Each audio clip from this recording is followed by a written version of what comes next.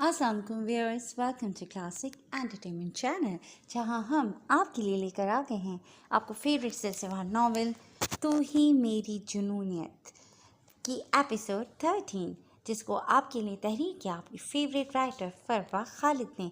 तो फिर जल्दी से चलते हैं नावल की तरफ, मगर उससे पहले अगर आपने अभी तक हमारे चैनल को सब्सक्राइब नहीं किया तो उसको सब्सक्राइब करें, आइकॉन बटन दबाएं ताकि हमारी नई और नयारी वीडियोस सबसे पहले आपको फ्री में देखने को मिले। तो फिर चलते हैं तू ही मेरी जुनूनियत की एपिसोड 13 की तरफ। एक्सक्यूज़ मी, क्या आप लोग मुझे सैयद असकान शाह के बारे में बता सकते हैं कि कहाँ रहते हैं? उनकी हवेली किस तरफ है? नेहा ने थोड़ा सा और आगे जाकर वहाँ शॉप के करीब खड़े अफराद से पूछा था, जो पहले तो उसे अजीब निगाहों से घूरते रहे थे और अगले ही लम्हे बिना उसे कोई जवाब दिए रुख ही फेर चुके थे। व्हाट द हेल, यहाँ के लोग कितने अजीब हैं, एक एड्रेस नहीं बता सकते। नेहा अब पूरी तरह झंझला चुकी थी जब उसी लम्हे दो मूछे वाले अफराद उसके करीब आए थे। आप सैयद असकान शाह से मिलना चाहती हैं? उनमें से एक ने निहायत ही खुरदरे लहजे में पूछा था। जी, मुझे सैयद असकान शाह से मिलना है, मगर यहाँ कोई भी मुझे उनके बारे में कुछ भी नहीं बता रहा। आप मेरी मदद कर सकते हैं क्या? नेहा को उनकी सर्द सपाट सूरत देखकर लगा तो नहीं था कि वो उसकी मदद करेंगे, मगर फिर भी उससे उनकी जानिब उम्मीद भरी निगाहों से देखते हुए पूछ ही लिया था। जी, आप आए हमारे साथ। साईं की हवेली यहाँ से कुछ फासले पर ही है। उनमें से एक अपनी मूँछों को ताव देते उसे अपनी गाड़ी की जानिब इशारा करते बोला। नहीं शुक्रिया, मैं अपनी गाड़ी में ही आऊँगी, आपको फॉलो करते। नेहा उनके मान जाने पर खुश होती उनके साथ बैठने से भी सहूलियत से इनकार कर गई थी, जिस पर वो दोनों बिना कुछ बोले खामोशी से अपनी गाड़ी की जाने बढ़ गए थे। 10 मिनट की मुसाफत तय करते उनकी गाड़ियाँ एक निहायत ही शानदार हवेली के गेट के अंदर दाखिल हुई थीं। अमेजिंग! नेहा ने इतनी शानदार हवेली आज तक कहीं नहीं देखी थी। गाड़ी को बाकी गाड़ियों के पीछे पोर्च में खड़ा करती वो बाहर निकल आई थी। वाओ, कितनी खूबसूरती से बनाया गया है इसे। यहाँ हर शय इतनी शानदार है। तो सुमैरा इस जगह आने से मना क्यों कर रही है? आखिर मसला है कहाँ? या फिर उस बेवकूफ़ लड़की का दिमाग ख़राब हो चुका है? नेहा दिल ही दिल में सुमैरा की बेवकूफ़ी पर उसे कोसती उन्हीं दो आदमियों के पीछे अंदर की जाने बढ़ी थी, जो बड़े से हॉल में दाखिल हो रहे थे। वहाँ मुलाजमीन के अलावा उसे कोई फ़र्द दिखाई नहीं दिया था। हॉल के वस्त में पहुँचते वो लोग रुक चुके थे।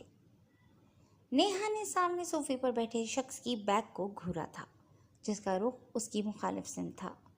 वो इस शख्स को ढूंढने के लिए जिस कदर ख्वार हुई थी, आज से पहले इतनी ख्वार किसी के पीछे नहीं हुई थी। साईं, ये लड़की आपसे मिलना चाहती है।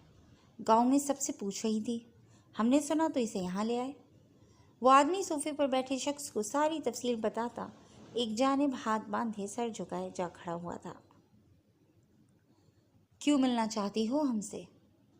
सैयद असकान शाह की आवाज़ और अंदाज पर नेहा ने बगौर उसकी पुश्त को घूरा था। मुझे आपसे कुछ बहुत ज़रूरी बात करनी है। मैं सुमैरा की दोस्त हूँ, उसके हवाले से बात करनी है। नेहा को यहाँ का माहौल बहुत अजीब सा लगा था, मगर वो अब इतनी दूर आकर यहाँ से ऐसे ही वापस नहीं लौटना चाहती थी। बोलो, हम सुन रहे हैं। उसकी बात सुनते वो एकदम अपने सोफे से खड़ा होते उसकी जानिब पलटा था, जिसे देखते नेहा को इस हवेली की छत अपने सर पर आन गिरती महसूस हुई थी। वो जिसे कोई नौजवान इंसान समझ रही थी, वो तो उसके बाप की उम्र का उधेड़ उम्र आदमी निकला था। उसे एक सेकंड लगा था सुमैरा के इनकार की वजह समझते हुए।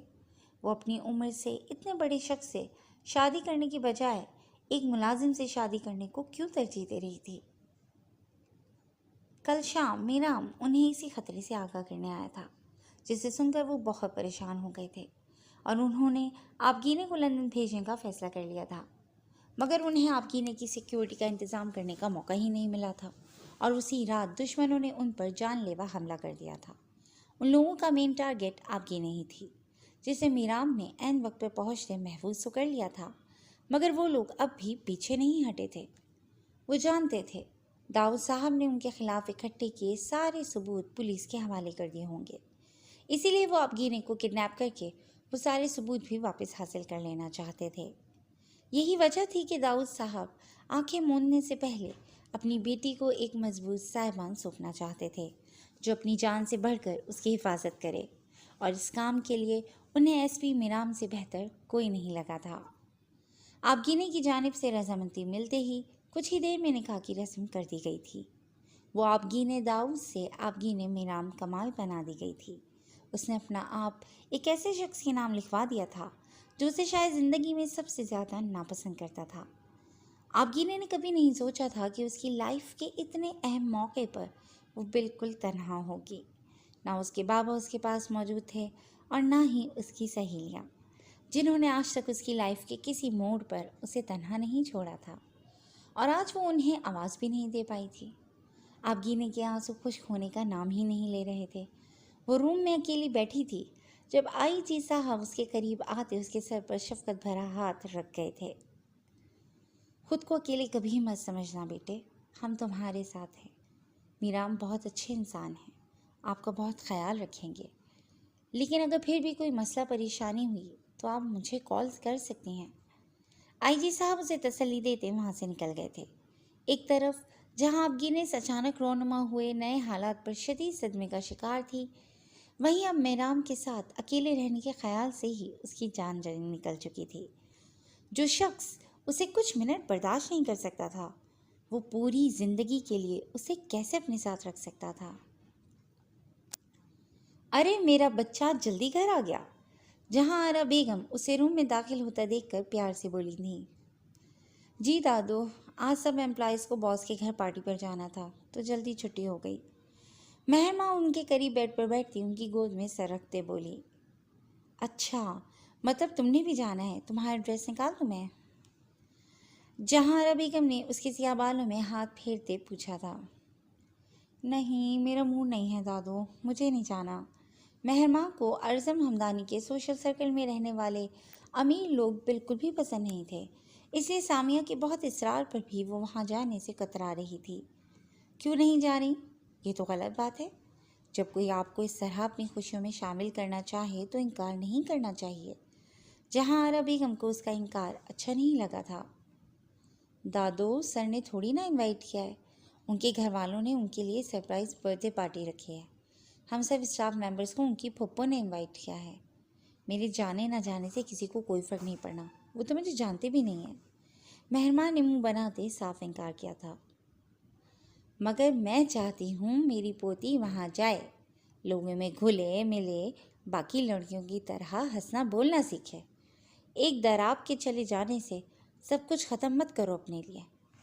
جہاں آرا بیگم کی نم آواز پر مہرماں جھٹکے سے سیدھی ہوئی تھی۔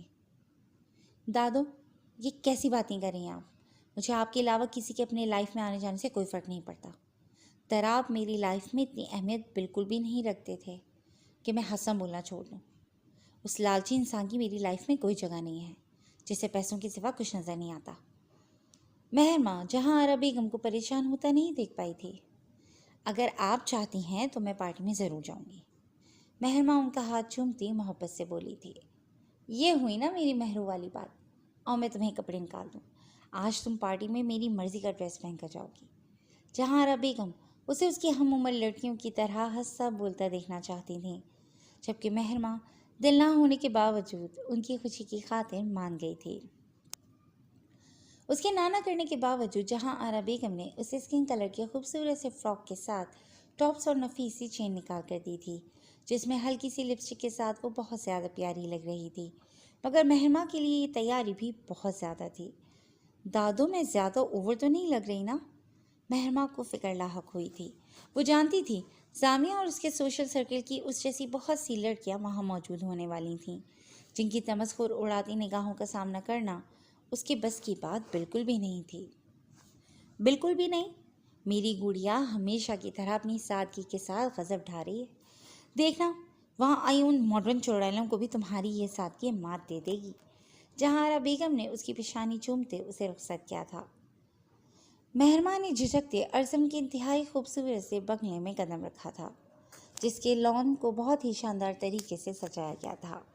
مہرماں تو دیکھ کر ہی حیران رہ گئی تھی۔ وہاں بہت بڑی تعداد میں لوگوں کو انوائٹ کیا گیا تھا، جن کے بہبود کے لیے اسٹائلش سے لباس دیکھ کر مہرماں نے جھرجھری سی لی تھی۔ اللہ معاف رکھے ایسے فیشن سے، انگریزوں کو فالو کرتے یہ لوگ تو اپنے مذہب کو ہی بھول چکے ہیں۔ اللہ جی انہیں ہدایت عطا فرمائے۔ میں یہاں کرنے ہی کیا آئی ہوں؟ دادوں نے ایموشنل بلیک میل کر کے بھیج تو دیا ہے، لیکن اگر انہیں یہاں کے حالات پتہ چل جائیں نا تو ہاتھ پکڑ کر یہاں سے لے جائیں گی۔ مجھے اندر جانا ہی نہیں چاہیے۔ مہر ماں انٹرنس کے باہر ایک جانب کھڑی خود سے ہی باتیں کرتی واپسی کے لیے پلٹی تھی، جب پیچھے سے آتی آمنہ بیگم سے بری طرح ٹکرا گئی تھی۔ آمنہ بیگم کے ہاتھ سے پرس چھوٹ کر زمین پوز ہوا تھا۔ آبگی نے کو وہیں کمرے میں بیٹھے 1 گھنٹہ گزر چکا تھا، مگر میرام کا کوئی اتا پتہ نہیں تھا۔ آبگی نے عجیب سے احساسات کا شکار تھی۔ وہ میرام کے بارے میں کچھ بھی نہیں جانتی تھی، اب وہی شخص اس کا شریک حیات بن چکا تھا۔ آبگی نے بے چینی کا شکار ہوتی باہر کی جانب بڑھی تھی، جب عین اسی لمحے دروازہ کھول کر اندر آتے میرام کو نہ دیکھ پاتے وہ سیدھا اس کے سینے سے جا ٹکرائی تھی۔ اگر میرام اس کی کمر کے گرد بازو پھیلا کر بروقت اسے نہ تھام لیتا تو اس نے ضرور زمین بوس ہو جانا تھا۔ اس کے وجود سے اٹھتی مسحور کن خوشبو آبگینی کے نتنوں سے ٹکراتی اسے پوری طرح اپنے حصار میں جکڑ گئی تھی۔ وہ تو اس شخص کو پہلے ہی اپنا دل دے چکی تھی، اب اس کے قریب رہ کر رہی صحیح کسر بھی پوری ہو جانی تھی۔ آبگینی کو اس کی گئی انسلٹ بھولی نہیں تھی، اسے سب یاد تھا۔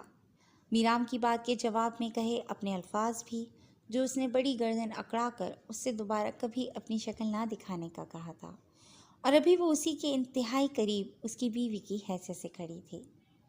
آبگی نے ان سب باتوں کا خیال آتے ہی جلدی سے اس سے دور ہوئی تھی۔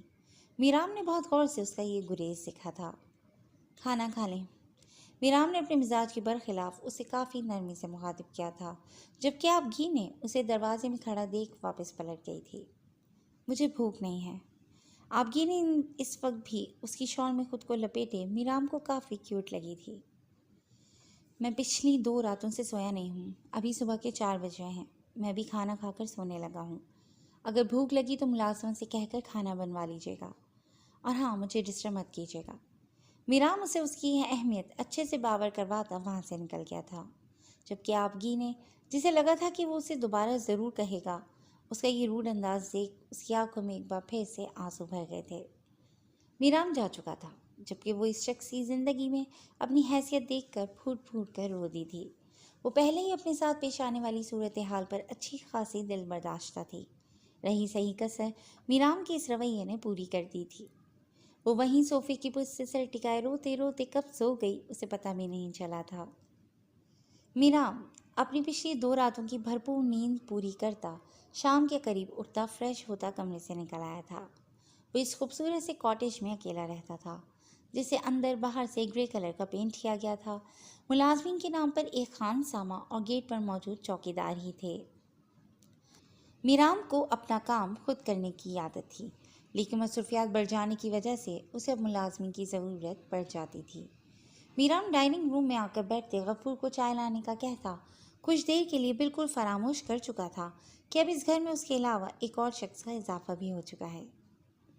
سر، وہ آپ کے کہنے پر میں نے صبح ہی اپنی بہن کو گھر سے بلوا لیا تھا تاکہ وہ بیگم صاحبہ کا خیال رکھ سکے، مگر بیگم صاحبہ تو صبح سے کمرے سے نکلی ہی نہیں۔ غفور ٹیبل پر چائے رکھتا موبائل میں مصروف میرام کا دھیان آبگینی کی جانب دلا گیا تھا۔ او نو، میں یہ بات بھلا کیسے فراموش کر سکتا ہوں؟ اس پاپا کی پری نے بھلا اتنی بھوک کیسے برداشت کی ہوگی؟ میرام موبائل وہیں پھینکتا تیزی سے آبگینی کے کمرے کی جانب بڑھ گیا تھا۔ اس نے 1-2 بار دستک دیتے باہر رک کر اس کے رسپانس کا انتظار کیا تھا۔ جب کوئی آواز نہ پاتے وہ دروازہ دھکیلتا اندر داخل ہو چکا تھا، جہاں سامنے ہی وہ محترمہ اپنے ہوش ربا حسن کے ساتھ محو خواب نظر آئی تھی۔ صوفے پر وہ بیٹھے بیٹھے سو چکی تھی۔ اس کی شال جو ہوش میں اس نے اپنے گرد سے ایک بار بھی نہیں ہٹائی تھی، اس وقت اس شال کا پردہ بالکل ہٹ چکا تھا۔ آبگینی کی اسٹائلش سی نائٹی اس کا رعنائیاں بکھیرتا حسن چھپانے میں ناکافی تھی۔ جی فرینڈز، آج کے لیے بس اتنا ہی۔ انشاءاللہ بہت جلد ایک نئے ایپیسوڈ کے ساتھ حاضر ہوں گے، تب تک اپنا خیال رکھیے گا۔ ٹیک کیئر اینڈ اللہ حافظ۔